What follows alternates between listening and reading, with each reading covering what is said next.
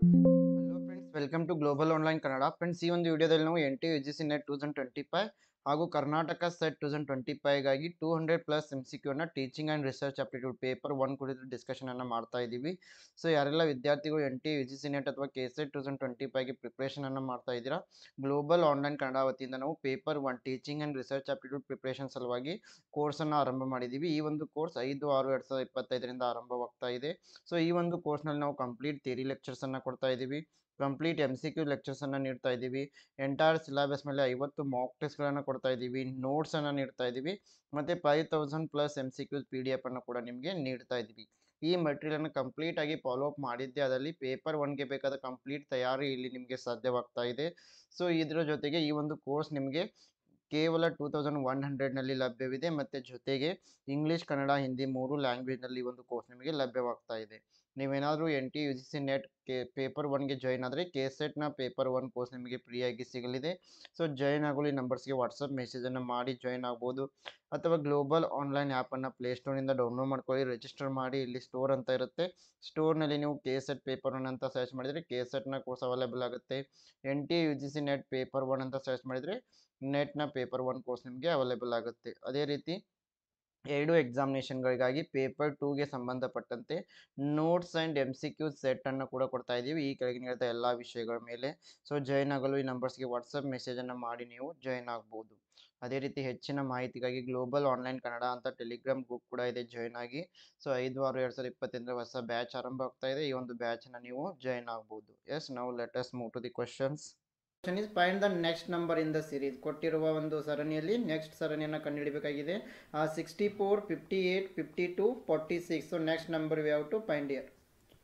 Option A 40, option B 38, option C 42, option D 44. So here the right answer is option A, because 64 minus 6 is 58. So 64ರಲ್ಲಿ 6ಅನ್ನು minus ಮಾಡಿದರೆ 58 ಬರ್ತಾ ಇದೆ. So 58 minus 6 is 52, 52 minus 6 is 46, 46 minus 6 is 40. So ಈ ರೀತಿಯಾಗಿ ಒಂದು ಸರಣಿಯಿಂದ ಒಂದು ಸಂಖ್ಯೆಯಿಂದ ಇನ್ನೊಂದು ಸಂಖ್ಯೆಗೆ -6 ಮಾಡ್ತಾ ಹೋಗಿದ್ದಾರೆ. ಸೊ ಹೀಗಾಗಿ ನೆಕ್ಸ್ಟ್ ನಂಬರ್ ಬಂದುಬಿಟ್ಟು 40. So option A is the right answer. Question number 2. What should come in place of the question mark in the following number series? 10, 30, 68, 130. So next number you have to find here. Option A 228, option B 222, option C 225, option D 216. So ಇಲ್ಲಿ next ಸರಣಿಯನ್ನು ಕಂಡುಹಿಡಿಬೇಕಾಗಿದ್ರೆ 10, 30, 68, 130. Next ಸರಣಿ. So ಇಲ್ಲಿ option B ಸರಿಯಾಗಿದೆ. ಹೇಗೆ ಅಂದರೆ 2⁻³ + 2 ಅಂದರೆ 2 × 2 × 2 8 ಆಗುತ್ತೆ. 8 + 2 is 10. So ಅದೇ ರೀತಿ 3⁻³ + 3 ಅಂದರೆ 27. 3 × 3 × 3 is 27 + 3 is 30. So next is 4⁻³ + 4 is 64 + 4 68. ಅದೇ ರೀತಿ next 5⁻³ + 5 is equal to 125 + 5 is 130. So ಹೀಗಾಗಿ ಇಲ್ಲಿ ಏನು ಮಾಡಿದ್ದಾರೆ 2⁻³ ತೊಗೊಂಡಿದ್ದಾರೆ, next 3⁻³, next 4⁻³ next 5⁻³. So next is 6⁻³ ಅದೇ ರೀತಿಯಲ್ಲಿ ಒಂದನ್ನು ಪ್ಲಸ್ ಮಾಡ್ತಾ ಹೋಗಿದ್ದಾರೆ. 2 + 2 + 3 + 4 + 5. So next will be +6. So 6 × 6 × 6 ಮತ್ತು +6 ಮಾಡಿದಾಗ 216 + 6 ಆಗುತ್ತೆ. So 222 is the right answer. So option B is correct. Question number 3. Complete the series 125, 375, 377, 1131, 1133. So next series we have to find here. Option A 3399, option B 1136, option C 1399, option D 9933. So here the right answer is option A. So here the pattern is 125 multiplied by 3 is 375. So next ಏನು ಮಾಡಿದ್ದಾರೆ 375 + 2 ಮಾಡಿದ್ದಾರೆ. So 377 ಆಗುತ್ತೆ. Next again ಏನು ಮಾಡಿದ್ದಾರೆ 377 multiplied by 3 1131. So again next ಮತ್ತೆ +2 1131 + 2 is 1133. So next ಮತ್ತೆ multiplied by 3 ಮಾಡಬೇಕು. 1133 + 3 multiplied by 3 is 3399. So option A is correct.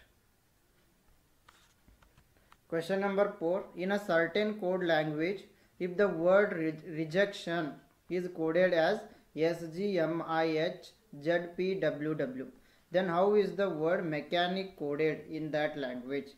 So ರಿಜೆಕ್ಷನನ್ನು ಏನಂತ ಬರೆದಿದ್ದಾರೆ, SGMIHZPWW ಅಂತ ಬರೆದಿದ್ದಾರೆ. ಹಾಗಾದರೆ ಮೆಕ್ಯಾನಿಕ್ ಅನ್ನೋ ಪದವನ್ನು ಹೇಗೆ ಬರಿಬೋದು? ಸೊ ಇಯರ್ ರಿಜೆಕ್ಷನ್ ಸೊ ಇಲ್ಲಿ ಏನು ಮಾಡಿದ್ದಾರೆ, ಆರ್ನನ್ನು ಎಸ್ ಅಂತ ಬರೆದಿದ್ದಾರೆ, ಅಂದರೆ ನೆಕ್ಸ್ಟ್ ನಂಬರನ್ನು ತೊಗೊಂಡಿದ್ದಾರೆ, ಆರ್ ನಂತರ ಎಸ್. ಸೊ ಅದೇ ರೀತಿ ಎಮ್ ನಂತರ ಬರೋದು ಆಲ್ಫಾಬೆಟ್ ಯಾವುದು ಅಂತಂದರೆ ಎನ್. ಸೊ ಈ ನಂತರ ಜಿ ತೊಗೊಂಡಿದ್ದಾರೆ, ಈ ನಂತರ ಇ ಅನ್ನು ಜಿ ಅಂತ ಬರೆದಿದ್ದಾರೆ. ಹಾಗಾದರೆ +1 ಒಂದು ಎಫ್ ಅನ್ನು ಸ್ಕಿಪ್ ಮಾಡಿದ್ದಾರೆ. ಸೊ ಹೀಗಾಗಿ ಇಲ್ಲಿ ಇ ಇದೆ, ನಾವು ಕೂಡ ಎಫ್ ಅನ್ನು ಸ್ಕಿಪ್ ಮಾಡಿದರೆ ಇಲ್ಲಿ ಜಿ ಬರುತ್ತೆ, +1. ಅದೇ ರೀತಿ ಜೆ ಅನ್ನು ಎಮ್ ಅಂತ ಬರೆದಿದ್ದಾರೆ, ಅಂದರೆ +2.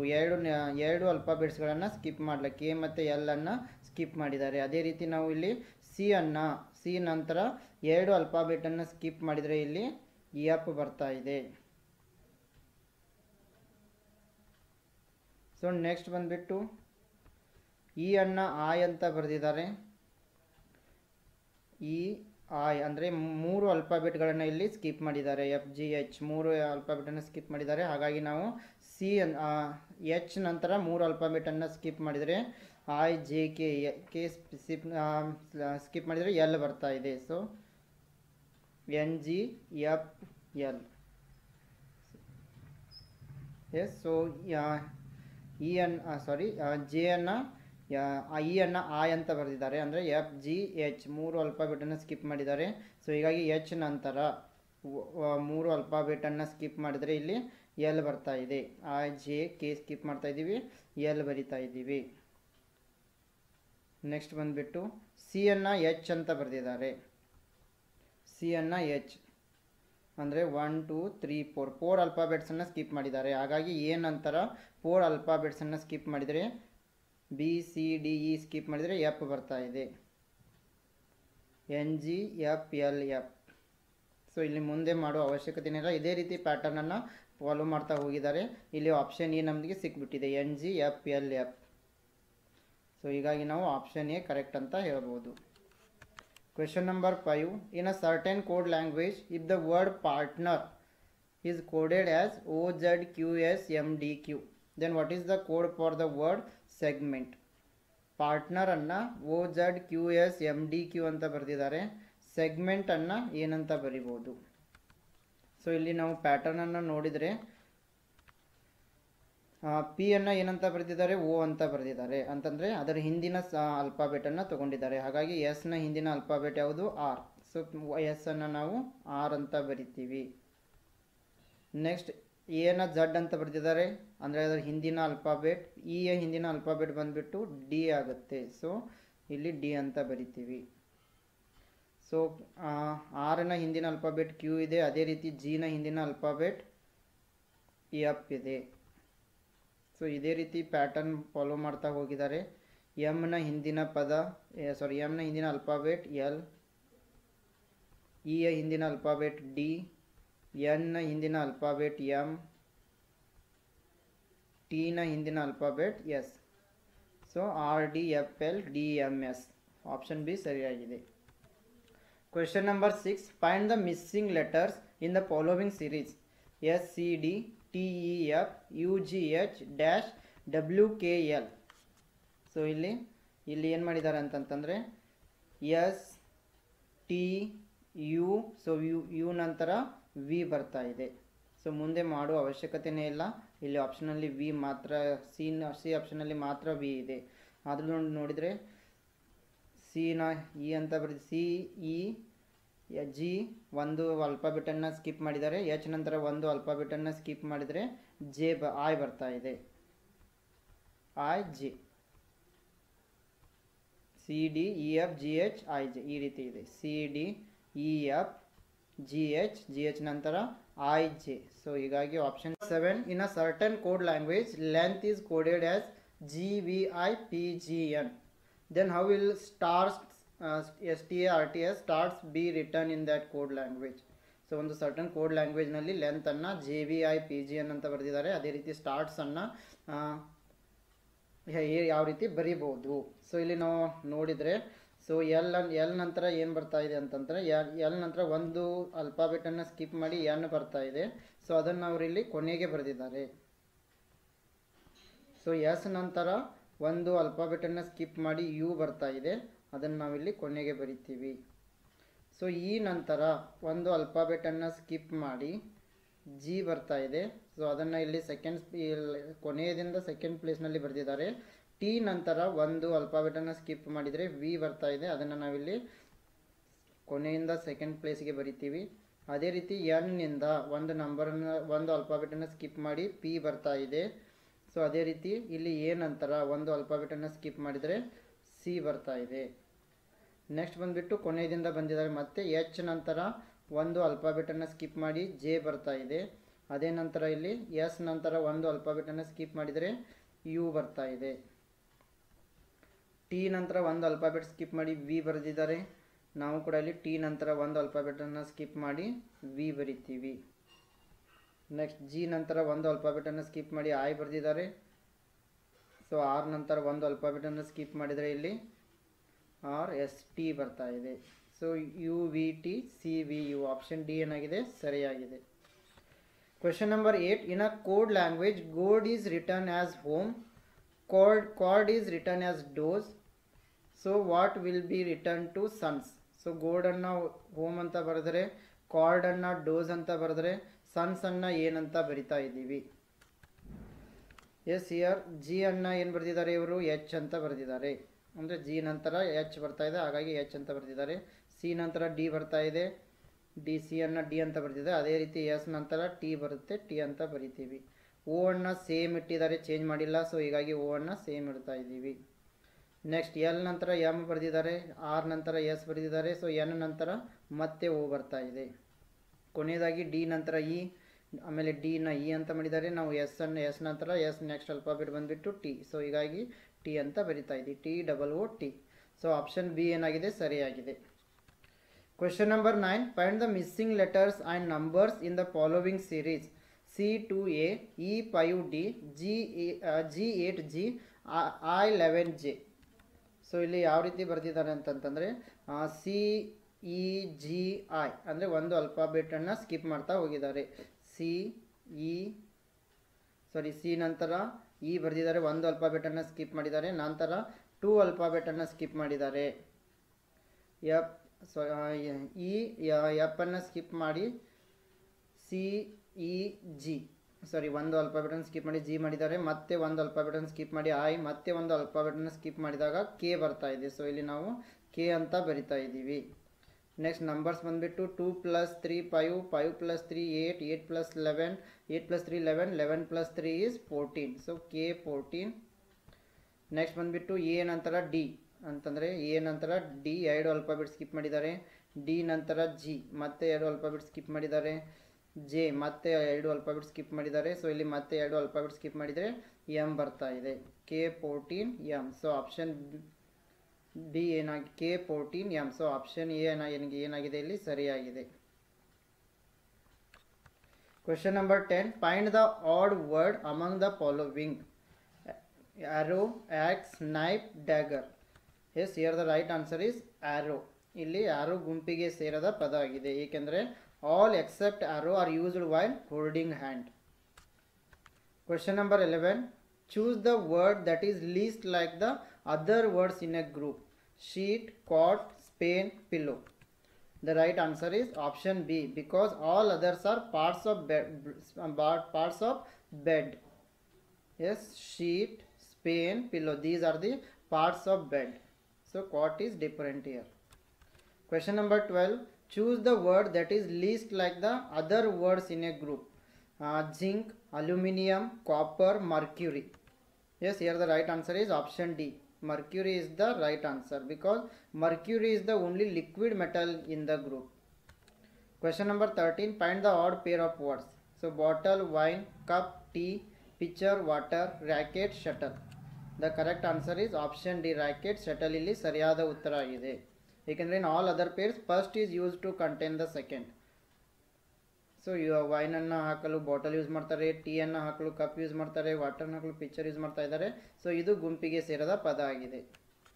Question number 14. Find the add pair of words. Room, house, atom, electron, car, engine, milk, water. Yes, here the right answer is option A. In all other pairs second is part of the first. So electron ಇದು ಆಟಮ್ನ part ಆಗಿದೆ, engine ಇದು ಕಾರ್ನ part ಆಗಿದೆ, water ಮಿಲ್ಕ್ನ ಭಾಗವಾಗಿದೆ, room house ಇದು ಸರಿಯಾಗಿ ಜೋಡಣೆ ಆಗಿಲ್ಲ. Question number 15, find the add pair of words. Daring, timid, beautiful, pretty, clarity, ambiguity, youth, adult. The right answer is option B, beautiful, pretty, because the two words are antonyms of each other. Daring and timid are antonyms, clarity, ambiguity, youth, adult are opposite words, but beautiful and pretty, these are synonyms. Question number 16, complete the analogous pair. Insert, extract, mighty. Option A thin, option B strong, option C frail, option D feeble. The right answer is option D, feeble is the correct answer, because the words in each pair are antonyms of each other. Question number 17, seismograph, earthquake, tachometer. Option A volcanoes, resistance, landslides, trends. Seismograph is used to measure the earthquake. In the same way, tachometer measures trends. So option D is right. Sorry, option D is correct here. Question number 18, complete the analogous pair. Monotony, variety, crudeness. Option A refinement, option B raw, option C sobriety, option D simplicity. The right answer is option A, refinement. So because the monotony and variety are antonyms, so in this way crudeness and refinement are antonyms. Question number 19, ancestor is related to descendant in the same way as beautiful is related to gloomy, handsome, girl, ugly. The right answer is option D, ugly. The words are antonyms. Question number 20, ancestor is related to descendant in the same way beautiful is related to ugly. Option D is correct. Question number 21, which is the number that comes next in the following? So ಮುಂದೆ ಬರುವ ಸಂಖ್ಯೆ ಯಾವುದು? 2, 6, 12, 20, 30, 42, 56. Very easy ಆಗಿದೆ. 2 + 4 6, 6 + 6 12, 12 + 8 20, 20 + 10 30, 30 + 12 42, 42 + 14 56, 56 plus ಮತ್ತೆ 2 ಸೇರಿಸಿದರೆ ಅದು ಮತ್ತೆ ಇಲ್ಲಿ 4 ಸೇರಿಸಿದ್ದಾರೆ, ಇಲ್ಲಿ 6 ಸೇರಿಸಿದ್ದಾರೆ, ಇಲ್ಲಿ 8 ಸೇರಿಸಿದ್ದಾರೆ, ಇಲ್ಲಿ 10, ಇಲ್ಲಿ 12, ಇಲ್ಲಿ 14, 56 + 16 16 ಸೇರಿಸಿದರೆ 72 ಬರ್ತಾ ಇದೆ. ಸೊ ಆಪ್ಷನ್ ಸಿ ಸರಿಯಾಗಿದೆ. Question number 22, in a certain code ripple is written as 613382, life is written as 8192, how is pillar return? Ripple ಅನ್ನು 613382 ಅಂತ ಬರೆದರೆ, ಲೈಫ್ ಅನ್ನು 8192 ಅಂತ ಬರೆದರೆ, ಪಿಲ್ಲರ್ ಅನ್ನು ಏನಂತ ಬರಿತೀವಿ? ಸೊ ಇಲ್ಲಿ ಈಸಿ ಆಗಿದೆ. ಆರನ್ನು ಪಿಲ್ಲರನ್ನು ಬರಿಬೇಕಾಗಿದೆ. ಆರನ್ನು ಇಲ್ಲಿ 6 ಅಂತ ಬರೆದಿದ್ದಾರೆ. ಸೊ ನಾವು ಇಲ್ಲಿ ಪಿ ಅನ್ನು ಇವರು 3 ಅಂತ ಬರೆದಿದ್ದಾರೆ, ಪಿ ಅನ್ನು 3 ಅಂತ ಬರ್ಕೋಬೇಕು. ಐಗೆ 1 ಕೊಟ್ಟಿದ್ದಾರೆ, ಇಲ್ಲಿ ಐಗೆ 1, ಎಲ್ಗೆ 8 ಕೊಟ್ಟಿದ್ದಾರೆ, ಸೊ ಎಲ್ಲನ್ನು 8 ಅಂತ ಬರಿತೀವಿ. ಸೊ ಇ ಅನ್ನು 2 ಅಂತ ಬರೆದಿದ್ದಾರೆ, ನಾವು ಈಗ 2 ಬರಿತೀವಿ. ಆರ್ಗೆ 6, 318 8826. ಆಪ್ಷನ್ ಎ ಸರಿಯಾಗಿದೆ. Question number 23, a sum of rupees 53 is divided among A, B and C in such a way that A gets rupees 7 more than what B gets and B gets rupees 8 more than what C gets. The ratio of their share is. Four options are given here. So ಇದನ್ನು ನಾವು solve ಮಾಡಿದರೆ A sum of rupees 53 is divided among A, B, C. 53 ರೂಪಾಯಿಗಳನ್ನು A, B ಮತ್ತು C ನಲ್ಲಿ divide ಮಾಡ್ತಾ ಇದ್ದಾರೆ. A gets rupees 7 more than what B gets and B gets rupees 8 more than what C gets. Let us assume that C gets X amounts of 0. C ಗೆ X ಅಮೌಂಟನ್ನು ಪಡಿತಾ ಇದ್ದೇನೆ ಅಂತ ತಿಳ್ಕೊಂಡಿದ್ದೀವಿ. ಹಾಗಾದರೆ B ಗೆ ಎಷ್ಟು ಬರುತ್ತೆ? X + 8, because B gets more than 7 more than C. So ಅದೇ ರೀತಿ A gets X + 15. So 8 + 7 15. Next, the total amount of money given to all the three is x plus 8 plus x plus 15 is equal to 53. So ಇಲ್ಲಿ ಏನಾಗುತ್ತೆ? 3x plus 23 is equal to 53 ಬರ್ತಾ ಇದೆ. 3x is equal to 30 ಆಗುತ್ತೆ. So x is equal to 10. So C gets 10. C ಗೆ 10 ರೂಪಾಯಿಗಳು ಬರ್ತಾ ಇದ್ದಾರೆ. ಹಾಗಾದರೆ B ಗೆ x plus 8, 10 plus 8 18 ಬರ್ತಾ ಇದೆ. ಹಾಗಾದರೆ A ಗೆ x plus 15 ಅಂದರೆ 10 plus 15 25. ಸೊ ಹಾಗಾಗಿ ರೇಷಿಯೋ ಏನಾಗ್ತಾ ಇದೆ? A is to B is to C, 25 is to 18 is to 10. So ಹಾಗಾಗಿ ಆಪ್ಷನ್ ಸಿ ಸರಿಯಾಗಿದೆ. Question number 24. The ratio of two numbers a and b is 3:7. After adding 9 to each number, the ratio becomes 9:17. The numbers a and b are, ನಾಲ್ಕು ಆಪ್ಷನ್ಗಳನ್ನು ಕೊಟ್ಟಿದ್ದಾರೆ. So ಇಲ್ಲಿ ನಾವು given ratio a and b number is 3:7. So ಇಲ್ಲಿ let the ratio be X, ರೇಷಿಯೋನ ಕೊಟ್ಟಿಲ್ಲ, X ಅಂತ ಇಟ್ಕೊಂಡಿದ್ದೀವಿ. So the numbers a and b are 3x and 7x. So 3x plus 9 upon 7x plus 9 is equal to 9 divided by 17. So ಇಲ್ಲಿ 17 into 3x plus 9 is equal to 9 into 7x plus 9. So ಇಲ್ಲಿ 51x plus 153 63x plus 81 ಆಗುತ್ತೆ multiply ಮಾಡ್ಕೊಂಡಾಗ. So ಅದೇ ರೀತಿ 51x minus 63x 81 minus 153 numerical, ಈ ಎಕ್ಸ್ಗಳನ್ನೆಲ್ಲ ಒಂದು side ಮಾಡ್ತೀವಿ. minus 12x is equal to minus 72. So x is equal to 6. So a is equal to 3x is equal to 3 into 6 18. B is equal to 7x, 7 into 6 42. So numbers are 18 and 42. So option D is correct. Question number 25. 128 64 32. Next number anna find out ಮಾಡಬೇಕಾಗಿದೆ. So here 128 divided by 2 is 64. 64 divided by 2 is 32. 32 divided by 2 is 16. Option D ಸರಿಯಾಗಿದೆ. So now let us move to the questions. Here the first question is, which union ministry conducted mother tongue survey of India? ಯಾವ ಕೇಂದ್ರ ಸಚಿವಾಲಯವು ಭಾರತೀಯ ಮಾತೃಭಾಷಾ ಸಮೀಕ್ಷೆಯನ್ನು ನಡೆಸಿತು? So option A ministry of education, option B ministry of home affairs, option C ministry of culture, option D ministry of external affairs. Yes, the mother tongue survey of India, it was conducted by Ministry of Home Affairs. So ಈ ಒಂದು ಭಾರತೀಯ ಮಾತೃಭಾಷಾ ಸಮೀಕ್ಷೆಯನ್ನು ministry of home affairs ನಡೆಸಲಾಯಿತು. So the Ministry of Home Affairs, which is known as the MHA, has completed the mother tongue survey of India with paid videography of 576 languages. Then MHA mother tongue survey of 576 languages are website archive at the National Informatics Center, which stands for NIC. NIC means National Informatics Center. So as per analysis of 2011 linguistic census data, in 2018 over 19,500 languages are spoken in India as mother tongue. So question number 2. India recently held Week of the Young Researchers 2022 program with which country? ಭಾರತವು ಇತ್ತೀಚೆಗೆ ಯಾವ ದೇಶದೊಂದಿಗೆ ಯುವ ಸಂಶೋಧಕರ ವಾರ 2022 ಕಾರ್ಯಕ್ರಮವನ್ನು ಹಮ್ಮಿಕೊಂಡಿತು? Option A USA, option B Germany, option C France, option D UK. Yes, here the right answer for this question is option B, Germany. So the Indo-German Week of the Young Researchers 2022 was jointly organized by the Science and Engineering Research Board, that is SERB India, and German Research Foundation. So 30 promising young researchers from India and Germany discussed and interacted closely on the contemporary matters in chemical science. This also you must remember, this Indo-German week, this was related to research in chemical science.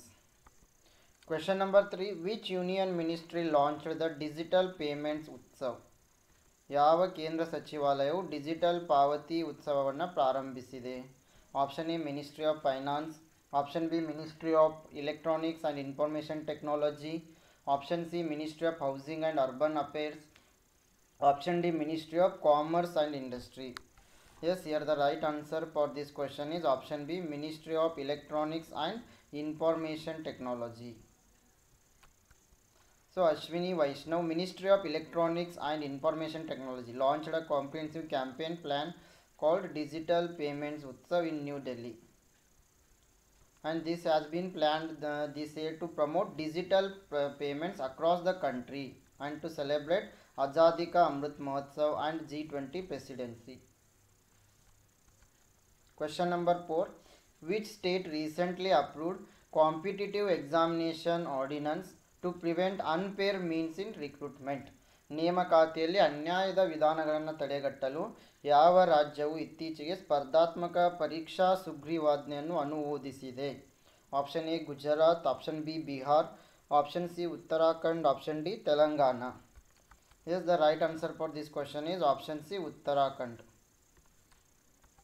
So the Uttarakhand Competitive Examination Ordinance 2023, it was approved by the state government recently. The objective of this ordinance is to prevent offences that adversely affect the process of competitive examinations. Question number 5. Dogri language is prevalently spoken in which state? Dogri ಭಾಷೆನ ಯಾವ ರಾಜ್ಯ ಅಥವಾ ಯೂನಿಯನ್ ಟೆರಿಟರಿನಲ್ಲಿ ಪ್ರಚಲಿತವಾಗಿ ಮಾತನಾಡ್ತಾ ಇದ್ದಾರೆ? Option A West Bengal, option B Assam, option C Jammu and Kashmir, option D Telangana. The right answer for this question is option C, Jammu and Kashmir. Yes, Dogri, it is an Indo-Aryan language. It is spoken in Jammu region and Jammu region of Jammu Kashmir. Question number 6. Which organization has asked schools to consider Indian languages as teaching medium? ಯಾವ ಸಂಸ್ಥೆಯು ಭಾರತೀಯ ಭಾಷೆಗಳನ್ನು ಬೋಧನಾ ಮಾಧ್ಯಮವೆಂದು ಪರಿಗಣಿಸಲು ಶಾಲೆಗಳನ್ನು ಕೇಳಿದೆ? Option A UGC, option B Niti Aayog, option C CBSE, option D NCERT. The right answer is option C, CBSE. Central Board of Secondary Education asked its affiliated schools to consider providing the option of Indian languages mentioned in Schedule 8 of the Constitution as a medium of instruction. Question number 7. The foundation stone for Organic Agriculture University has been laid in which northern eastern state? ಸಾವಯವ ಕೃಷಿ ವಿಶ್ವವಿದ್ಯಾಲಯಕ್ಕೆ ಅಡಿಪಾಯವನ್ನು ಯಾವ ಈಶಾನ್ಯ ರಾಜ್ಯದಲ್ಲಿ ಹಾಕಲಾಗಿದೆ? Option A Meghalaya, option B Sikkim, option C Assam, option D Manipur. The right answer is option B, Sikkim. The foundation stone for the Sikkim Organic Agriculture University was laid recently by Chief Minister Prem Singh Tamang. It is said to be the center for excellence for education on topics related to organic farming. Question number 8. Which state has decided to set up a committee to formulate education policy for the state in place of national education policy? ರಾಷ್ಟ್ರೀಯ ಶಿಕ್ಷಣ ನೀತಿ ಬದಲಿಗೆ ರಾಜ್ಯ ಶಿಕ್ಷಣ ನೀತಿಯನ್ನು ರೂಪಿಸಲು ಸಮಿತಿಯನ್ನು ಸ್ಥಾಪಿಸಲು ಯಾವ ರಾಜ್ಯ ನಿರ್ಧರಿಸಿದೆ? Option A West Bengal, option B Kerala, option C Karnataka, option D Jharkhand. The right answer is option C, Karnataka. The Karnataka government decided to set up a committee to formulate education policy for the state. The state will scrap the national education policy and continue the old education system for now.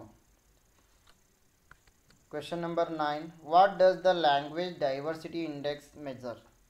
ಭಾಷಾ ವೈವಿಧ್ಯ ಸೂಚ್ಯಂಕ ಏನನ್ನು ಅಳಿತಾ ಇದೆ? Option A the total number of languages spoken in a country, option B the decline in the number of mother tongue speakers worldwide, option C the probability that two people chosen at random have the same mother tongue, option D the linguistic diversity of a country's population. Yes, here the right answer is option C, the probability that two people chosen at random have the same mother tongue. The Language Diversity Index LDI measures the probability that two people selected from a population at random will have different mother tongues, indicating the linguistic diversity of country's population. It ranges from 0 to 1. 0 means everyone has the same mother tongue. 1 means no two people have the same mother tongue. Question number 10. Which state has decided to set up a committee to formulate education policy for the state in place of national education policy? ರಾಷ್ಟ್ರೀಯ ಶಿಕ್ಷಣ ನೀತಿ ಬದಲಿಗೆ ರಾಜ್ಯ ಶಿಕ್ಷಣ ನೀತಿಯನ್ನು ರೂಪಿಸಲು ಸಮಿತಿಯನ್ನು ಸ್ಥಾಪಿಸಲು ಯಾವ ರಾಜ್ಯ ನಿರ್ಧರಿಸಿದೆ? Yes, the right answer is option C, Karnataka. Question number 11. Which institution is set to introduce new college degree titles including a Bachelor of Science, degree in Arts, Humanities, Management and Commerce? ಕಲೆ, ಮಾನವಿಕತೆ, ನಿರ್ವಹಣೆ ಮತ್ತು ವಾಣಿಜ್ಯದಲ್ಲಿ bachelor of science ಪದವಿ ಸೇರಿದಂತೆ ಹೊಸ college ಪದವಿ ಶೀರ್ಷಿಕೆಗಳನ್ನು ಪರಿಚಯಿಸಲು ಯಾವ ಸಂಸ್ಥೆ ಸಿದ್ಧವಾಗಿದೆ? Option A AICTE, option B UGC, option C NASSCOM, option D ನೀತಿ Aayog. The right answer is option B, UGC, University Grant Commission. So section 22 of the UGC Act empowers the University Grant Commission to notify degree nomenclature. In line with the NEP 2020, the UGC is preparing to introduce a fresh selection of college degree titles which will include Bachelor of Science degree in areas like arts, humanities, management and commerce. Question number 12. Which is the governing body of the Department of Atomic Energy in India? ಭಾರತದಲ್ಲಿ ಅಣುಶಕ್ತಿ ಇಲಾಖೆಯ ಆಡಳಿತ ಮಂಡಳಿ ಯಾವುದು? Option A atomic energy commission of India, option B Niti Aayog, option C department of space, option D DRDO. The correct answer is option A, Atomic Energy Commission of India. Question number 13. The name of the plan to increase enrollment in the higher education institution is? ಉನ್ನತ ಶಿಕ್ಷಣ ಸಂಸ್ಥೆಗಳಲ್ಲಿ ದಾಖಲಾತಿಯನ್ನು ಹೆಚ್ಚಿಸುವ ಯೋಜನೆಯ ಹೆಸರು? Option A Rashtriya Uchchatar Shiksha Abhiyan, option B Sarva Shiksha Abhiyan, option C both A and B, option D none of the above. The right answer is option A, ರಾಷ್ಟ್ರೀಯ Uchchatar Shiksha Abhiyan, RUSA. Question number 14. All India Vedic Science Conference was inaugurated in which state?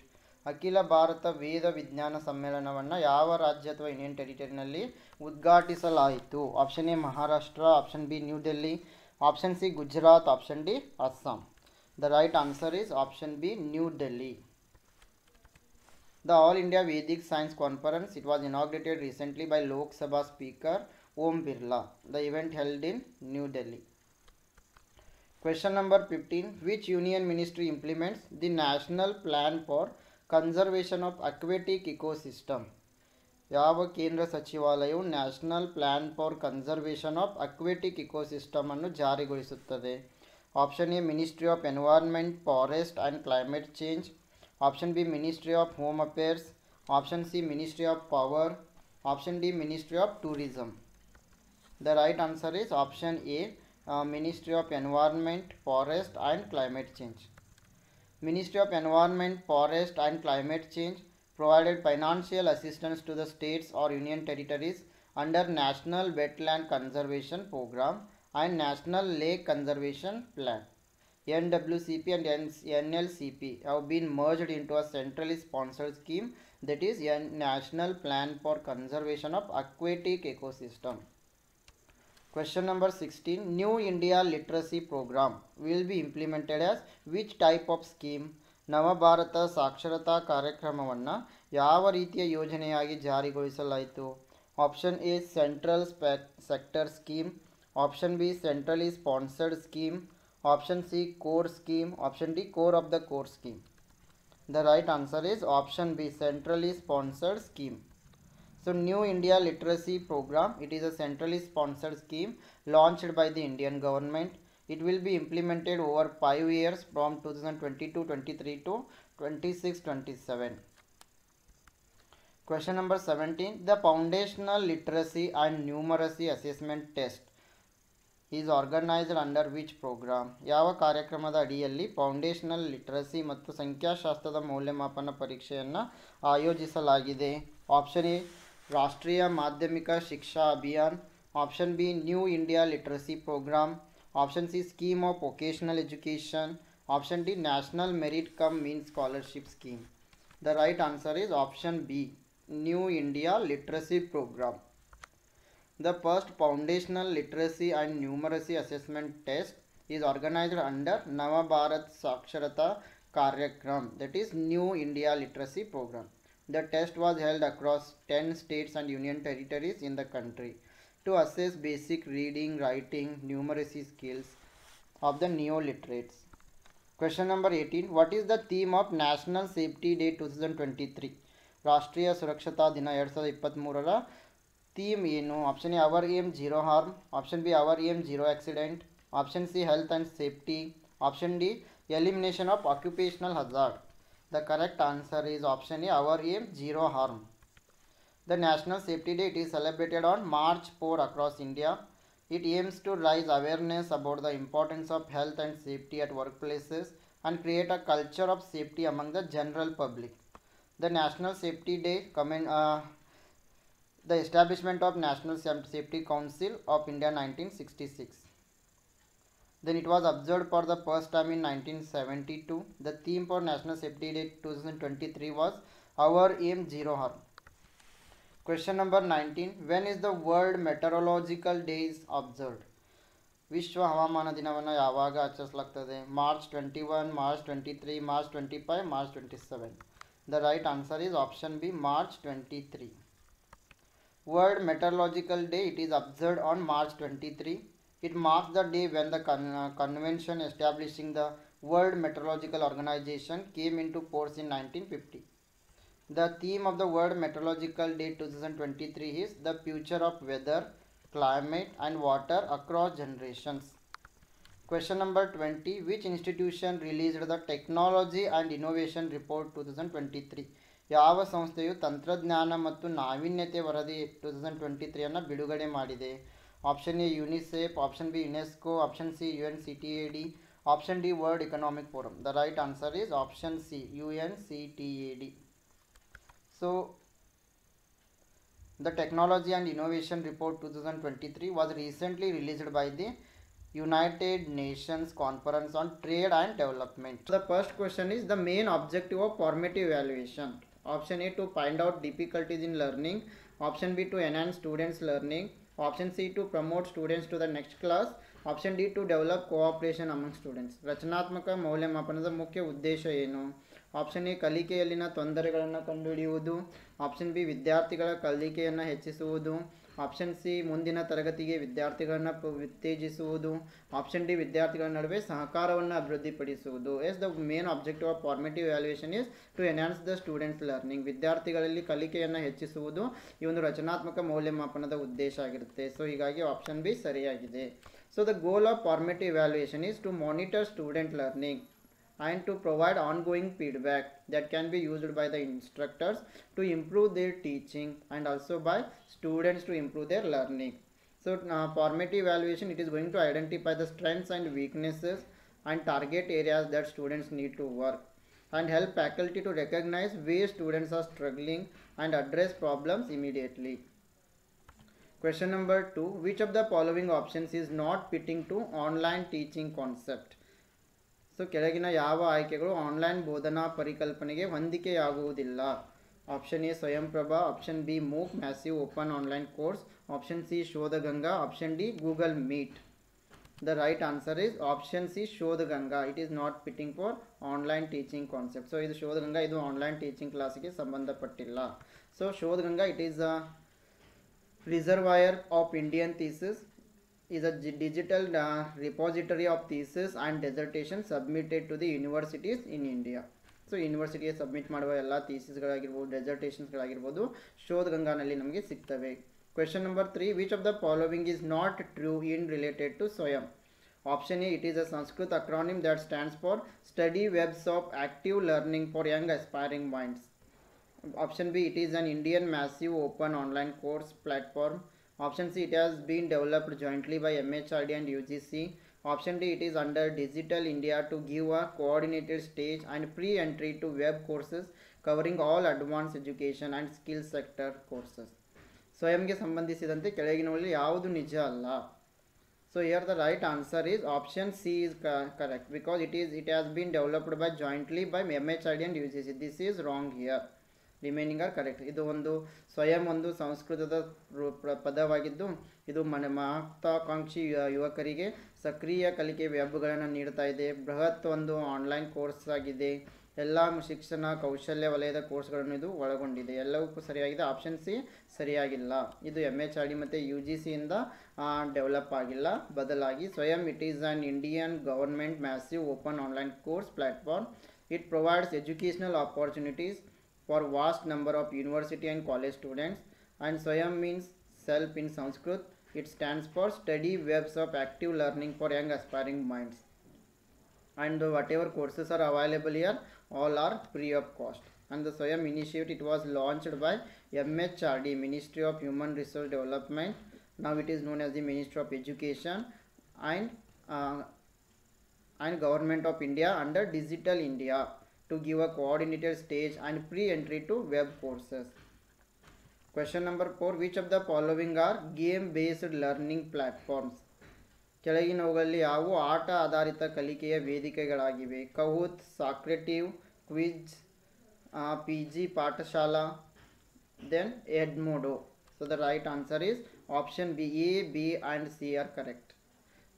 Kahoot, Socrative and Quizzes, these are the game based learning platforms. Kahoot ಆಗಿರ್ಬೋದು, ಸಾಕ್ರೇಟಿವ್ ಆಗಿರ್ಬೋದು, ರಸಪ್ರಶ್ನೆ ಆಗಿರ್ಬೋದು, ಈ ಮೂರು ಕೂಡ ಏನಾಗಿವೆ, ಆಟದ ಆಧಾರಿತ ಕಲಿಕೆಯ ವೇದಿಕೆಗಳು. Kahoot allows educators to engage their students with dynamic and interactive game based learning. Then Socrative, an innovative new site in which educators can differentiate instruction through a unique game based learning system. Quizzes, Quizlet, it is a super simple tool to help students study, learn and practice new materials. Question number 5. Classifications that are commonly utilized as a way of describing different kinds of learning behaviors and characteristics that we wish our students to develop is termed as. ನಮ್ಮ ವಿದ್ಯಾರ್ಥಿಗಳು ಅಭಿವೃದ್ಧಿಪಡಿಸಬೇಕೆಂದು ನಾವು ಬಯಸುವ ವಿವಿಧ ರೀತಿಯ ಕಲಿಕೆಯ ನಡವಳಿಕೆಗಳು ಮತ್ತು ಗುಣಲಕ್ಷಣಗಳನ್ನು ವಿವರಿಸುವ ವಿಧಾನವಾಗಿ ಸಾಮಾನ್ಯವಾಗಿ ಬಳಸಲಾಗುವ ವರ್ಗೀಕರಣವನ್ನು ಏನಂತ ಕರೆಯಲಾಗುತ್ತೆ? Objective based education, objectives of education, educational taxonomy, domains of learning. The right answer is option C, educational taxonomy. ಶೈಕ್ಷಣಿಕ ಟ್ಯಾಕ್ಸಾನಮಿ ಸರಿಯಾದ ಉತ್ತರ. Question number 6. The purpose of lesson plan is option A to prepare all that the teacher wants to teach in one class. Option B to enumerate the teaching strategies to be adopted. Option C to make detailed plan about reviewing questioning. Option D to set the objectives of teaching a lesson in the class. ಪಾಠ ಯೋಜನೆಯ ಉದ್ದೇಶ. Option A ಶಿಕ್ಷಕರು ಒಂದೇ ತರಗತಿಯಲ್ಲಿ ಕಲಿಸಲು ಬಯಸುವ ಎಲ್ಲವನ್ನು ಸಿದ್ಧಪಡಿಸುವುದು. Option B ಅಳವಡಿಸಿಕೊಳ್ಳಬೇಕಾದ ಬೋಧನಾ ತಂತ್ರಗಳನ್ನು ಪಟ್ಟಿ ಮಾಡುವುದು. ಆಪ್ಷನ್ ಸಿ ಮರುಪರಿಶೀಲನೆಯ ಪ್ರಶ್ನೆಯ ಬಗ್ಗೆ ವಿವರವಾದ ಯೋಜನೆಯನ್ನು ಮಾಡುವುದು. ಆಪ್ಷನ್ ಡಿ ತರಗತಿಯಲ್ಲಿ ಪಾಠವನ್ನು ಕಲಿಸುವ ಉದ್ದೇಶಗಳನ್ನು ಹೊಂದಿಸುವುದು. The right answer for this question is option D. The purpose of lesson plan is to set the objectives of teaching lessons in the class. So whatever you are going to teach in the class, the objectives will be set by using lesson plan. So ಪಾಠ ಯೋಜನೆಯನ್ನು ಮಾಡೋದ್ರಿಂದ ಯಾವ ಪಾಠವನ್ನು ಮಾಡ್ತಾ ಇದ್ದೀವಿ, ಏನು ವಿಷಯವನ್ನು ಹೇಳ್ತಿದ್ದೀವಲ್ಲ ಅದರ ಉದ್ದೇಶಗಳನ್ನು ನಾವು ಸರಿಯಾಗಿ ಇಲ್ಲಿ ಹೊಂದಿಸಬಹುದು. So lesson plans to learners, what they will learn and how they will be assessed, and they help instructors to organize content, material, time, strategies and assistance in the classroom. Question number 7. The main purpose of maintaining a human climate in the classroom is option A understand each student's family background. Option B enhance development of total personality of student. Option C know the interest and special needs of each student. Option D promote constructive and positive behavior among students. ತರಗತಿಯಲ್ಲಿ ಮಾನವ human ಕ್ಲೈಮೇಟನ್ನು ನಿರ್ವಹಿಸುವ ಮುಖ್ಯ ಉದ್ದೇಶ. Option A ಪ್ರತಿ ವಿದ್ಯಾರ್ಥಿಯ ಕುಟುಂಬದ ಹಿನ್ನೆಲೆಯನ್ನು ಅರ್ಥ ಮಾಡಿಕೊಳ್ಳುವುದು. ಆಪ್ಷನ್ ಬಿ ವಿದ್ಯಾರ್ಥಿಯ ಒಟ್ಟು ವ್ಯಕ್ತಿತ್ವದ ಬೆಳವಣಿಗೆಯನ್ನು ಹೆಚ್ಚಿಸುವುದು. ಆಪ್ಷನ್ ಸಿ ಪ್ರತಿ ವಿದ್ಯಾರ್ಥಿಯ ಆಸಕ್ತಿ ಮತ್ತು ವಿಶೇಷ ಅಗತ್ಯಗಳನ್ನು ತಿಳಿಯುವುದು. ಆಪ್ಷನ್ ಡಿ ವಿದ್ಯಾರ್ಥಿಗಳಲ್ಲಿ ರಚನಾತ್ಮಕ ಮತ್ತು ಸಕಾರಾತ್ಮಕ ನಡವಳಿಕೆಯನ್ನು ಉತ್ತೇಜಿಸುವುದು. The right answer is option B. The main purpose of maintaining human climate in the classroom is enhance development of total personality of the student. So ವಿದ್ಯಾರ್ಥಿಯ ಒಟ್ಟು ವ್ಯಕ್ತಿತ್ವದ ಬೆಳವಣಿಗೆಯನ್ನು ಹೆಚ್ಚಿಸುವುದು ಮಾನವ ಹವಾಮಾನವನ್ನು ನಿರ್ಮಿಸುವ ಉದ್ದೇಶವಾಗಿರುತ್ತದೆ. Question number 8. One of the most favorable factor in selecting a teaching profession is option A good social status and income. Option B minimum working anxiety. Option C opportunity for doing socially useful work. Option D maximum job satisfaction due to less mental pressure. ಶಿಕ್ಷಕ ವೃತ್ತಿಯನ್ನು ಆಯ್ಕೆ ಮಾಡುವಲ್ಲಿ ಅತ್ಯಂತ ಅನುಕೂಲಕರ ಅಂಶ ಯಾವುದು? ಉತ್ತಮ ಸಾಮಾಜಿಕ ಸ್ಥಾನಮಾನ ಮತ್ತು ಆದಾಯ, ಕನಿಷ್ಠ ಕೆಲಸದ ಆತಂಕ, ಸಮಾಜಮುಖಿ ಕೆಲಸ ಮಾಡಲು ಅವಕಾಶ, ಕಡಿಮೆ ಮಾನಸಿಕ ಒತ್ತಡದಿಂದ ಗರಿಷ್ಠ ಉದ್ಯೋಗ ತೃಪ್ತಿ.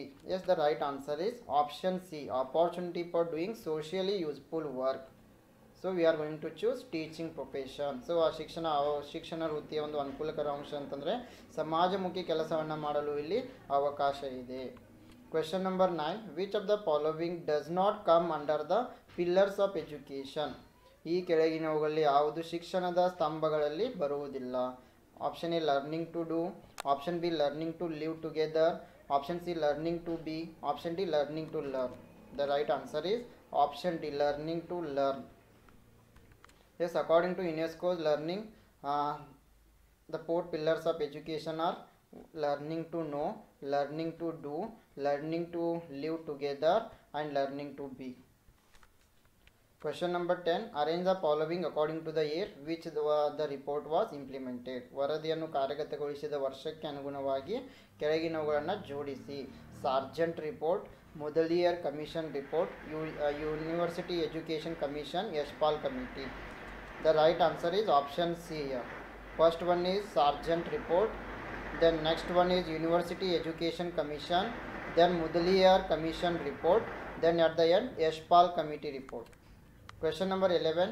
The major function of educational philosophy is to. Option A, update teachers' knowledge about the subject of teaching. Option B, examine the rational foundations of school practices. Option C, maintain a proper control over the students. Option D, make an individual self-dependent. ಶೈಕ್ಷಣಿಕ ತತ್ವಶಾಸ್ತ್ರದ ಪ್ರಮುಖ ಕಾರ್ಯವೆಂದರೆ. Option A, ಬೋಧನೆಯ ವಿಷಯದ ಬಗ್ಗೆ ಶಿಕ್ಷಕರ ಜ್ಞಾನವನ್ನು ನವೀಕರಿಸುವುದು. Option B, ಶಾಲೆಯ ಅಭ್ಯಾಸಗಳ ತರ್ಕಬದ್ಧ ಅಡಿಪಾಯವನ್ನು ಪರೀಕ್ಷಿಸುವುದು. ಆಪ್ಷನ್ ಸಿ, ವಿದ್ಯಾರ್ಥಿಗಳ ಮೇಲೆ ಸರಿಯಾದ ನಿಯಂತ್ರಣವನ್ನು ಕಾಪಾಡಿಕೊಳ್ಳುವುದು. ಆಪ್ಷನ್ ಡಿ, ಒಬ್ಬ ವ್ಯಕ್ತಿಯನ್ನು ಸ್ವಾವಲಂಬಿಯನ್ನಾಗಿ ಮಾಡುವುದು. Yes, the right answer is option B. The major function of educational philosophy is examine the rational foundations of school practices. ಶೈಕ್ಷಣಿಕ ತತ್ವಶಾಸ್ತ್ರದ ಪ್ರಮುಖ ಕಾರ್ಯ ಶಾಲೆಯ ಅಭ್ಯಾಸಗಳ ತರ್ಕಬದ್ಧ ಅಡಿಪಾಯವನ್ನು ಪರೀಕ್ಷಿಸುವುದು. Question number 12. Match the following levels of teaching and focus. So, memory level, understanding level, reflective level, autonomous level. And here focus points are given. The right answer is option A. Memory level, here the least thoughtful, it is known as the least thoughtful level. Then understanding level, for this mastery of the subject is needed. Reflective level, it is most thoughtful level. Autonomous level, control over one's own learning. So option A is correct. Question number 13. Which among the following are teacher centered methods of teaching? Lecturing with PowerPoint presentation, heuristic method, team teaching, pair share discussions. ಈ ಕೆಳಗಿನವುಗಳಲ್ಲಿ ಯಾವುದು ಶಿಕ್ಷಕ ಕೇಂದ್ರಿತ ಬೋಧನಾ ವಿಧಾನವಾಗಿದೆ? First one power point ಪ್ರಸ್ತುತಿ, ಉಪನ್ಯಾಸ, heuristic ವಿಧಾನ, ತಂಡದ ಬೋಧನೆ, ಜೋಡಿ ಹಂಚಿಕೆ ಚರ್ಚೆ. The right answer is option C 1 and 3. Lecturing with power point presentation and team teaching. So option C is correct. 1 and 3 are teacher centred method. ಇಲ್ಲಿ ಪವರ್ ಪಾಯಿಂಟ್ ಪ್ರಸ್ತುತಿಯೊಂದಿಗೆ ಉಪನ್ಯಾಸ ವಿಧಾನ ಮತ್ತು ತಂಡದ ಬೋಧನೆ ಎರಡೂ ಕೂಡ ಶಿಕ್ಷಕ ಕೇಂದ್ರಿತ ವಿಧಾನಗಳಾಗಿವೆ. Question number 14. The type of test which is related to mastery learning. ಪಾಂಡಿತ್ಯದ ಕಲಿಕೆಗೆ ಸಂಬಂಧಿಸಿದ ಪರೀಕ್ಷೆಯ ಪ್ರಕಾರ. Option A, diagnostic test. Option B, criterion reference test.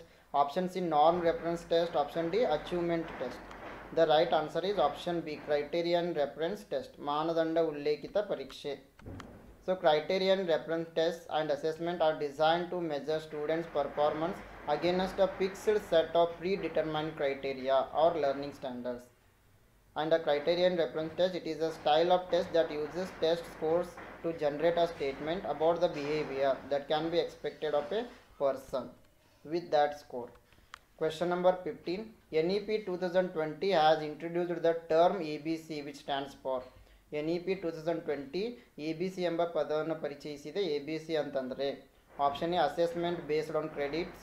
Option B, academic bank of credit. Option C, assessment blended curriculum. Option D, academic book of credit. The right answer is option B, academic bank of credit. The academic bank of credit referred to as ABC in short. It is a virtual mechanism that will deal with the credits earned by students of higher education institutions. Question number 16. Which channel of Swayamprabha deals with management, library science, information science and related subjects? ಸ್ವಯಂಪ್ರಭಾದ ಯಾವ ಒಂದು channel ನಿರ್ವಹಣೆ, ಗ್ರಂಥಾಲಯ ವಿಜ್ಞಾನ, ಮಾಹಿತಿ ವಿಜ್ಞಾನ ಮತ್ತು ಸಂಬಂಧಿತ ವಿಷಯಗಳಿಗೆ ಸಭೆಯೊಂದಿಗೆ ವ್ಯವಹರಿಸುತ್ತದೆ? Option A, Vagish channel 1. Option B, Kautilya channel 7. Option C, Prabodh channel 3. Option D, Prabandhan channel 5. The right answer is option D, Prabandhan channel 5. Yes, Swayamprabha, it is a set of 7 DTH channels. So channel 1, Vagish, this channel deals with languages, literature and culture. Channel 2, Sanskriti, this channel deals with Sanskrit, yoga and Ayurveda. Channel 3, Prabodh, it deals with social sciences and behavioral sciences. Channel 4, Saraswat, it deals with education, psychology, home science and related subjects. Channel 5 Prabandhana deals with management, library science, information science and related subjects. Channel 6 Vidik deals with law, legal studies, human rights and related subjects. Channel 7 NPTEL deals with engineering, science and technology. Question number 17. Which are some key factors that can enhance the learning experience for students in a classroom setting? The right answer is option C. A and C are correct here. Providing a structured and organized curriculum, and C. Encouraging active participation and class discussions. Question number 18. What should be the main objective of teaching? Prepare students to pass the examination, to dictate good notes, provide required information related to the subject, to develop thinking power of students. ಬೋಧನೆಯ ಮುಖ್ಯ ಉದ್ದೇಶ ಏನಾಗಿರಬೇಕು? ಪರೀಕ್ಷೆಯಲ್ಲಿ ಉತ್ತೀರ್ಣರಾಗಲು ವಿದ್ಯಾರ್ಥಿಗಳನ್ನು ಸಿದ್ಧಪಡಿಸುವುದು, ಉತ್ತಮ ಟಿಪ್ಪಣಿಗಳನ್ನು ನೀಡುವುದು, ವಿಷಯಕ್ಕೆ ಸಂಬಂಧಿಸಿದ ಅಗತ್ಯ ಮಾಹಿತಿಯನ್ನು ಒದಗಿಸುವುದು, ವಿದ್ಯಾರ್ಥಿಗಳ ಆಲೋಚನಾ ಶಕ್ತಿಯನ್ನು ಅಭಿವೃದ್ಧಿಪಡಿಸುವುದು. The right answer is option D. Main aim of teaching is to develop thinking power of students. ವಿದ್ಯಾರ್ಥಿಗಳ ಆಲೋಚನಾ ಶಕ್ತಿಯನ್ನು ಅಭಿವೃದ್ಧಿಪಡಿಸುವುದು. Question number 19. Which one of the following is an indicative of the quality of teaching? Period of maintaining peace in the classroom, standard of questions raised by the students in the classroom, standard of answers replied by students in the classroom, passing percentage of the students. ಕೆಳಗಿನವುಗಳಲ್ಲಿ ಯಾವುದು ಬೋಧನೆಯ ಗುಣಮಟ್ಟವನ್ನು ಸೂಚಿಸ್ತಾ ಇದೆ? ತರಗತಿಯಲ್ಲಿ ಶಾಂತಿಯನ್ನು ಕಾಪಾಡಿಕೊಳ್ಳುವ ಅವಧಿ, ವಿದ್ಯಾರ್ಥಿಗಳು ಎತ್ತುವ ಪ್ರಶ್ನೆಗಳ ಗುಣಮಟ್ಟ, ವಿದ್ಯಾರ್ಥಿಗಳು ಉತ್ತರಿಸುವ ಉತ್ತರಗಳ ಗುಣಮಟ್ಟ, ವಿದ್ಯಾರ್ಥಿಗಳ ಉತ್ತೀರ್ಣದ ಶೇಕಡಾವಾರು. The right answer is option B is right answer. Standard of questions raised by students in the classroom. So please make a correction. Option B is correct. ತರಗತಿ ವಿದ್ಯಾರ್ಥಿಗಳು ಎತ್ತುವ ಪ್ರಶ್ನೆಗಳ ಗುಣಮಟ್ಟ. Question number 20. Student centric classroom is mean for addressing individual differences, reducing teacher oriented lectures, recalling the previous knowledge, engaging the entire class. ವಿದ್ಯಾರ್ಥಿ ಕೇಂದ್ರಿತ ತರಗತಿಯು ವೈಯಕ್ತಿಕ ವ್ಯತ್ಯಾಸಗಳನ್ನು ಪರಿಹರಿಸುತ್ತದೆ, ಶಿಕ್ಷಕ ಆಧಾರಿತ ಉಪನ್ಯಾಸಗಳನ್ನು ಕಡಿಮೆಗೊಳಿಸುತ್ತದೆ, ಹಿಂದಿನ ಜ್ಞಾನವನ್ನು ನೆನಪಿಸಿಕೊಳ್ಳಲು ಇಡೀ ವರ್ಗವನ್ನು ತೊಡಗಿಸಿಕೊಳ್ಳುವುದು. The right answer is option A. Addressing individual differences, ವೈಯಕ್ತಿಕ ವ್ಯತ್ಯಾಸಗಳನ್ನು ಪರಿಹರಿಸುವುದು. Question number 21. Application of course content in day-to-day life is mainly achieved through. ದಿನನಿತ್ಯದ ಜೀವನದಲ್ಲಿ ಕೋರ್ಸ್ ವಿಷಯದ ಅನ್ವಯವನ್ನು ಮುಖ್ಯವಾಗಿ ಸಾಧಿಸಲಾಗ್ತಾ ಇದೆ. Option A demonstration method, option B project method, option C field visit, option D enquiry method. The right answer is option B project method, ಯೋಜನೆಯ ವಿಧಾನ. Project method, it is a teacher facilitated collaborative approach where students acquire and apply the knowledge and skills to define and solve realistic problems. Question number 22. In order to maintain students' progress and to modify teaching accordingly, the best method of evaluation is formative evaluation, summative evaluation, qualitative evaluation, objective based evaluation. ವಿದ್ಯಾರ್ಥಿಗಳ ಪ್ರಗತಿಯನ್ನು ಕಾಪಾಡಿಕೊಳ್ಳಲು ಮತ್ತು ಅದಕ್ಕೆ ಅನುಗುಣವಾಗಿ ಬೋಧನೆಯನ್ನು ಮಾರ್ಪಡಿಸಲು ಮೌಲ್ಯಮಾಪನದ ಅತ್ಯುತ್ತಮ ವಿಧಾನ ರಚನಾತ್ಮಕ ಮೌಲ್ಯಮಾಪನ, ಸಂಕಲನಾತ್ಮಕ ಮೌಲ್ಯಮಾಪನ, ಗುಣಾತ್ಮಕ ಮೌಲ್ಯಮಾಪನ, ಆಬ್ಜೆಕ್ಟಿವ್ ಆಧಾರಿತ ಮೌಲ್ಯಮಾಪನ. The right answer is option A, formative evaluation, ರಚನಾತ್ಮಕ ಮೌಲ್ಯಮಾಪನ. So question number 23, the question, how would you prove that the earth is round or not round? This question is based on comprehension objective, evaluation objective, application objective, synthesis. ಭೂಮಿಯು ದುಂಡಾಗಿದೆ ಅಥವಾ ದುಂಡಾಗಿಲ್ಲ ಎಂಬುದನ್ನು ಸಾಬೀತುಪಡಿಸುವ ಉದ್ದೇಶ, comprehension, ಮೌಲ್ಯಮಾಪನ, application, ಸಂಶ್ಲೇಷಣೆ. The right answer is option B, evaluation, ಮೌಲ್ಯಮಾಪನ. Question number 24, which of the following is not essential for good teaching? Human relation skills, communication skills, attractive personality, knowledge of appropriate teaching method. ಉತ್ತಮ ಬೋಧನೆಗೆ ಯಾವುದು ಅಗತ್ಯವಿಲ್ಲ? ಮಾನವ ಸಂಬಂಧದ ಕೌಶಲ್ಯಗಳು, ಸಂವಹನ ಕೌಶಲ್ಯ, ಆಕರ್ಷಕ ವ್ಯಕ್ತಿತ್ವ, ಸೂಕ್ತ ಬೋಧನಾ ವಿಧಾನಗಳ ಜ್ಞಾನ. Yes, the right answer is option C, attractive personality is not essential for good teaching. ಆಕರ್ಷಕ ವ್ಯಕ್ತಿತ್ವದ ಅವಶ್ಯಕತೆ ಇಲ್ಲ. Sometimes qualities of good teachers includes communication, listening, collaboration, adaptability, empathy and patience. And some other characteristics are engaging the classroom, presence, value in real world learning, exchange of best practices and lifelong love of learning. Question number 25, the most important purpose of guidance of students is to Option A, help them to understand their own shortcomings. Option B, help them to change their faculty behavior. Option C, make them capable of helping themselves. Option D, direct them about the right path. ವಿದ್ಯಾರ್ಥಿಗಳ ಮಾರ್ಗದರ್ಶನದ ಪ್ರಮುಖ ಉದ್ದೇಶ ಅವರ ಸ್ವಂತ ನ್ಯೂನತೆಗಳನ್ನು ಅರ್ಥ ಮಾಡಿಕೊಳ್ಳಲು ಅವರಿಗೆ ಸಹಾಯ ಮಾಡುವುದು, ಅವರ ಅಧ್ಯಾಪಕರ ನಡವಳಿಕೆಯನ್ನು ಬದಲಾಯಿಸಲು ಅವರಿಗೆ ಸಹಾಯ ಮಾಡುವುದು, ಅವರು ತಮ್ಮನ್ನು ತಾವು ಸಹಾಯ ಮಾಡುವ ಸಾಮರ್ಥ್ಯವನ್ನು ಹೊಂದಿರುತ್ತಾರೆ. ಆಪ್ಷನ್ ಡಿ, ಸರಿಯಾದ ಮಾರ್ಗದ ಬಗ್ಗೆ ಅವರಿಗೆ ನಿರ್ದೇಶನ ನೀಡುವುದು. The right answer is option C, make them capable of helping themselves. ಅವರು ತಮ್ಮನ್ನು ತಾವು ಸಹಾಯ ಮಾಡುವ ಸಾಮರ್ಥ್ಯವನ್ನು ಬೆಳೆಸು. So let us move to the questions. The first question is, has compared to quantitative researchers, qualitative researchers may lay more emphasis on option A, measurement, option B, causality, option C, context, option D, generalization. ಪರಿಮಾಣಾತ್ಮಕ ಸಂಶೋಧಕರಿಗೆ ಹೋಲಿಸಿದರೆ ಗುಣಾತ್ಮಕ ಸಂಶೋಧಕರು ಹೆಚ್ಚು ಯಾವುದಕ್ಕೆ ಒತ್ತನ್ನು ನೀಡ್ತಾ ಇದ್ದಾರೆ? ಆಪ್ಷನ್ ಎ ಮಾಪನ, ಆಪ್ಷನ್ ಬಿ ಕಾರಣತ್ವ, ಆಪ್ಷನ್ ಸಿ ಸಂದರ್ಭ, ಆಪ್ಷನ್ ಡಿ ಸಾಮಾನ್ಯೀಕರಣ. Yes, here the right answer is option C, context. So qualitative research, it is going to focus on the understanding of context, meaning and subjective experiences of individuals or any groups. And context, it is a crucial in qualitative research.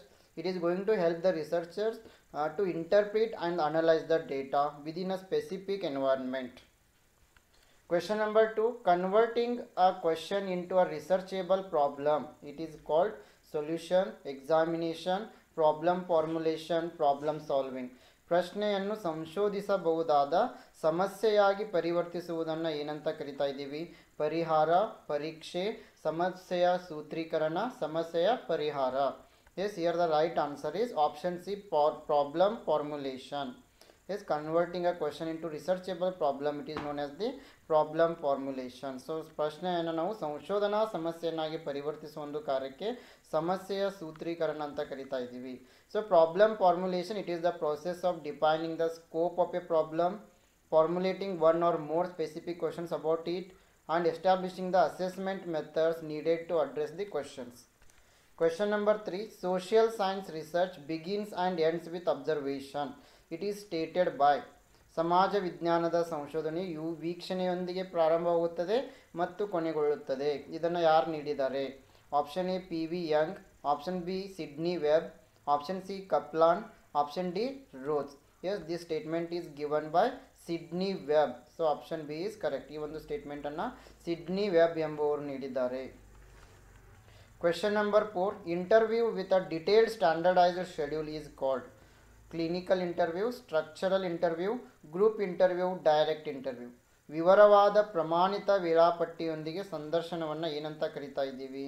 Option A clinical ಸಂದರ್ಶನ, option B ರಚನಾತ್ಮಕ ಸಂದರ್ಶನ, option C ಗುಂಪು ಸಂದರ್ಶನ, option D ನೇರ ಸಂದರ್ಶನ. The right answer is option B, structural interview. Interview with detail standardised schedule, it is called structural interview. ವಿವರವಾದ ಪ್ರಮಾಣೀಕೃತ ವೇಳಾಪಟ್ಟಿಯೊಂದಿಗೆ ಸಂದರ್ಶನವನ್ನು ಕಂಡಕ್ಟ್ ಮಾಡುವುದಕ್ಕೆ ರಚನಾತ್ಮಕ ಸಂದರ್ಶನ ಅಂತ ಹೇಳ್ತಾ ಇದ್ದೀವಿ. So structured interview, it is a type of interview. It relies on a set of standardized and predetermined questions to gather the information. Question number 5, in testing a hypothesis, the common error is. ಕಲ್ಪನೆಯನ್ನು ಪರೀಕ್ಷಿಸುವಲ್ಲಿ ಹೈಪೋಥೆಸಿಸನ್ನು test ಮಾಡಬೇಕಾದ್ರೆ ಉಂಟಾಗುವ ದೋಷ ಯಾವುದು? Type 1, type 1 and 2, type 2, none of the above. The right answer is option B. We are experiencing type 1 and type 2 errors while testing the hypothesis. ನಾವು ಈ ಒಂದು ಊಹೆಯನ್ನು ಪರೀಕ್ಷೆ ಮಾಡಬೇಕಾದ್ರೆ ಟೈಪ್ 1 ಮತ್ತು ಟೈಪ್ 2 ಎಂಬ ಸಮಸ್ಯೆಗಳನ್ನು ಎದುರಿಸ್ತಾ ಇದ್ದೀವಿ. So here type 1 error means occurs if an investigator rejects a null hypothesis that is actually true in the population. So null hypothesis actually ಸರಿಯಾಗಿರ್ತಾ ಇದೆ, ಬಟ್ ರಿಸರ್ಚರ್ ಅದನ್ನು ತಪ್ಪು ಅಂತ ಭಾವಿಸ್ತಾ ಇದ್ದಾನೆ. ಅದಕ್ಕೆ ನಾವು ಹೇಳ್ತೀವಿ type 1 error. And type 2 error occurs if the researcher fails to reject a null hypothesis that is actually false in the population. So null hypothesis ತಪ್ಪಾಗಿರ್ತಾ ಇದೆ, ಆದರೆ ರಿಸರ್ಚರ್ ಸರಿ ಅಂತ ಭಾವಿಸ್ತಾ ಇದ್ದಾನೆ. ಅದಕ್ಕೆ ಟೈಪ್ 2 ಎರರ್ ಅಂತ ಕರಿತೀವಿ. Question number 6, data related to human beings are called territorial data, organisational data, peripheral data, demographic data. ಮನುಷ್ಯರಿಗೆ ಸಂಬಂಧಿಸಿದ ಡೇಟಾವನ್ನು ಏನಂತ ಕರಿತಾ ಇದ್ದೀವಿ? ಪ್ರಾದೇಶಿಕ ಡೇಟಾ, ಸಾಂಸ್ಥಿಕ ಡೇಟಾ, ಬಾಹ್ಯ ಡೇಟಾ, ಜನಸಂಖ್ಯಾ data. Yes, the right answer is option D, demographic data.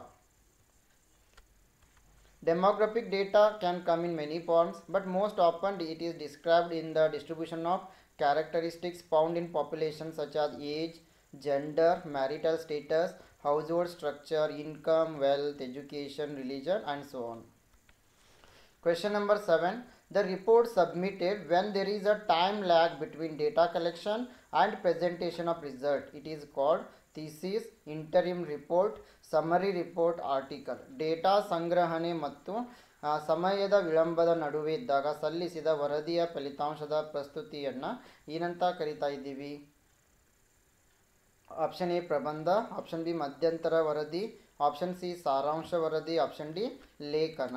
The right answer is option B interim report, ಮಧ್ಯಂತರ ವರದಿ. Question number 8. In research report, dash is used to acknowledge in-depthness. Bibliography, index, appendix, footnotes. ಸಂಶೋಧನಾ ವರದಿಯಲ್ಲಿ dash ಋಣಭಾರವನ್ನು ಅಂಗೀಕರಿಸಲು ಬಳಸಲಾಗ್ತಾ ಇದೆ. ಗ್ರಂಥಸೂಚಿ, ಸೂಚ್ಯಂಕ, ಅನುಬಂಧ, ಅಡಿ ಟಿಪ್ಪಣಿಗಳು. The right answer for this question is option D foot notes, ಅಡಿ ಟಿಪ್ಪಣಿ ಅಂತ ಕರಿತಾ ಇದ್ದೀವಿ. So foot notes, it is a reference placed at the bottom of A page. They are referenced in the text in the same way as a citation. Question number 9. Selecting sample units in just a hit and miss fashion is called convenient sampling, purposive sampling, stratified sampling, proportionate sampling. ಮಾದರಿ ಘಟಕಗಳನ್ನು ಕೇವಲ hit ಮತ್ತು miss ಶೈಲಿಯಲ್ಲಿ ಆಯ್ಕೆ ಮಾಡುವುದನ್ನು ಏನಂತ ಕರಿತಾ ಇದ್ದೀವಿ? ಅನುಕೂಲತೆಯ ಮಾದರಿ, ಉದ್ದೇಶಪೂರ್ವಕ ಮಾದರಿ, ಶ್ರೇಣೀಕೃತ ಮಾದರಿ, ಅನುಪಾತ ಮಾದರಿ. The right answer is option A, convenience sampling, ಅನುಕೂಲತೆಯ ಮಾದರಿ. Convenience sampling, it is also known as the grab sampling, accidental sampling, or opportunity sampling. It is a type of non-probability sampling that is going to involve the sample being drawn from the part of the population that is close to hand. Question number 10.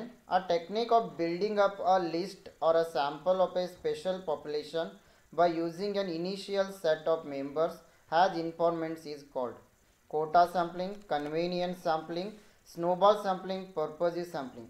ಆರಂಭಿಕ ಸದಸ್ಯರನ್ನು ಮಾಹಿತಿದಾರರಾಗಿ ಬಳಸಿಕೊಂಡು ವಿಶೇಷ ಜನಸಂಖ್ಯೆಯ ಪಟ್ಟಿ ಅಥವಾ ಮಾದರಿಯನ್ನು ನಿರ್ಮಿಸುವ ತಂತ್ರವನ್ನು ಏನಂತ ಕರಿತಾ ಇದ್ದೀವಿ? ಕೋಟಾ ಮಾದರಿ, ಅನುಕೂಲ ಮಾದರಿ, ಸ್ನೋಬಾಲ್ ಸ್ಯಾಂಪ್ಲಿಂಗ್, ಉದ್ದೇಶಪೂರ್ವಕ ಮಾದರಿ. The right answer is option C, snowball sampling. Question number 11. Summarizing raw data and displaying them on a compact statistical tables for analysis. It is tabulation, coding, transcription, editing.